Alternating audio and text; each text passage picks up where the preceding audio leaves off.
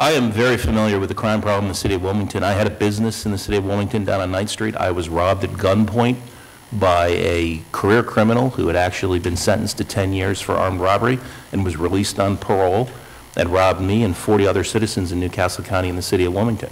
The problem has not been adequately addressed. I think there's a feeling essentially that it's down in Wilmington and it doesn't affect us.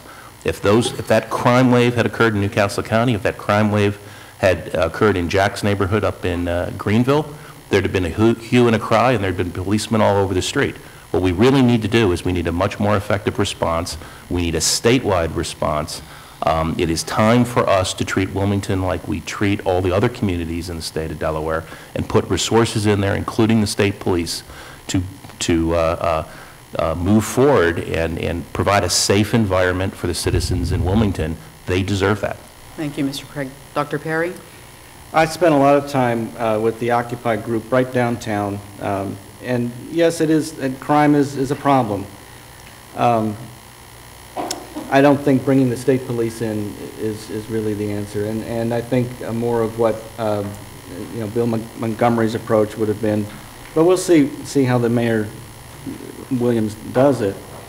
There's a lot of problems with just addiction and joblessness, and I don't think that that penalizing or increasing incarceration is the answer. We really need to get more at the roots of the problems, so things like the blueprint programs from the University of Delaware and things like that, building the neighborhoods, building the communities, and helping them to develop themselves as a sense of community. Thank you, Dr. Perry. Governor?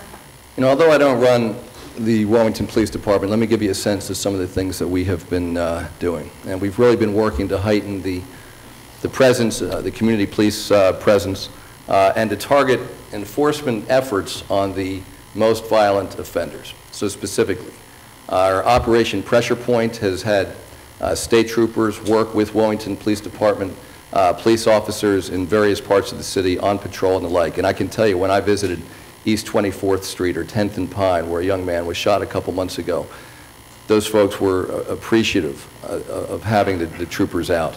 There's also what we call a burn grant to the Wilmington Police Department to have two-person patrols, foot patrols. We also have the state police working with adult probation officers, youth probation and parole officers, working together to make sure that we are focused on the most violent offenders.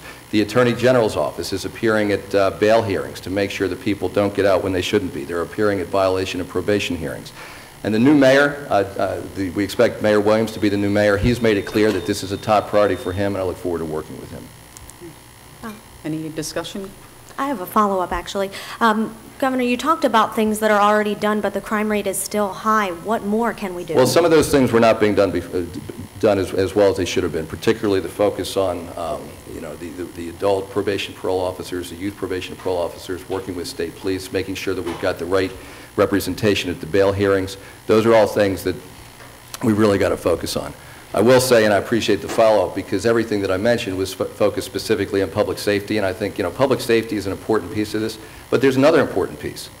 The fact that we've opened up 10 community centers so that kids have a place to go, and I can tell you that when I walk those streets and talk to the families out there, of course, all they want is they want to be able to raise their kids in peace. And so having these community centers open throughout the city is really important. We opened the curfew center so that when kids, when they're taken off the street in the middle of the night, they have a place to take them. I really believe that investments like the ones we're making in early childhood education are critical. That may not pay off next week, but this is, there's a public safety piece of this, but there's also a social piece of this, and we've got to address all of it.